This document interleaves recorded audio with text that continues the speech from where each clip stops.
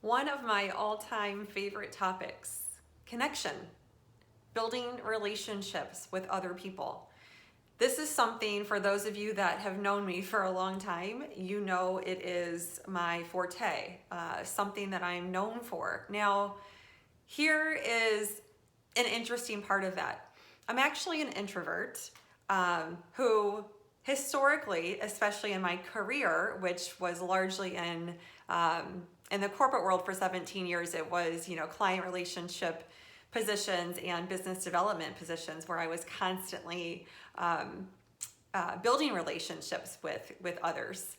I was always someone who felt like I had to try to be extroverted. It really did not come natural to me, but I developed that skill over time to be able, within certain hours of the day to be more extroverted.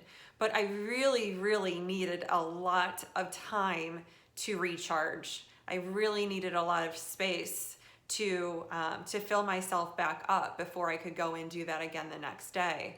And I wasn't always good at that, and it would really wear me down. And that's a story for another time on how I dealt with that level of self-sabotage in my life. But the truth about connection is that the more that we can be authentic and be truly ourselves with other people, whether or not we've known them for a long time, and or it's just someone that we've been starting to build a relationship with, for one reason or another.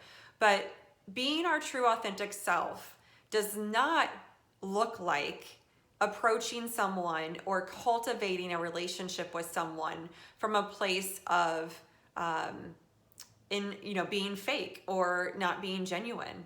And so if we attach, for example, a dollar sign to someone's head and we say, I'm going to get to know that person because he or she is in a role that makes sense for me to know them, because they could then potentially spend money with me or my company and my services. And the only reason that we're getting to know that person is for that one potential outcome, meaning we have an attachment to a potential outcome. That is probably not going to be one of the most fruitful connections in your life. And likely either things won't happen the way that you expected them to, or even if they do, and it seems like that's going to be a potential client or long-term customer, it's likely not going to be the right one for you. And it's going to come with some sort of struggle or some sort of issues. Now, the key for me in building solid connections and valuable, fruitful relationships in business over the years was always this. First and foremost, be myself. Secondly, listen, get to know the person.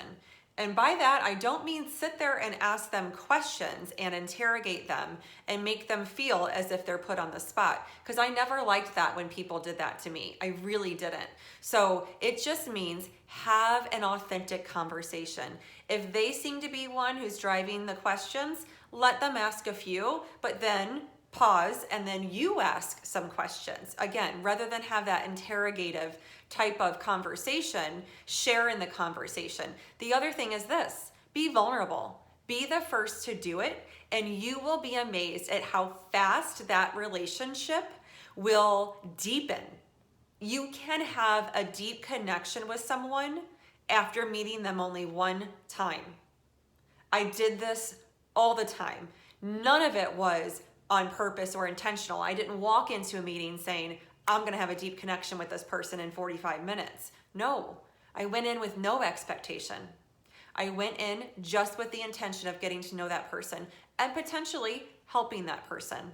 And I walked out every time, almost every time, with a connection to someone. Whether or not I felt it was super deep is neither here nor there.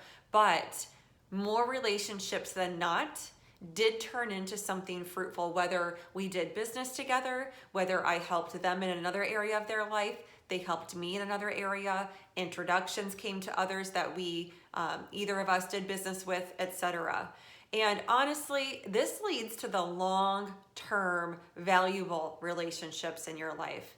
These are the types of relationships where you never know what's coming next. You never know how that person will be a part of your life in the future.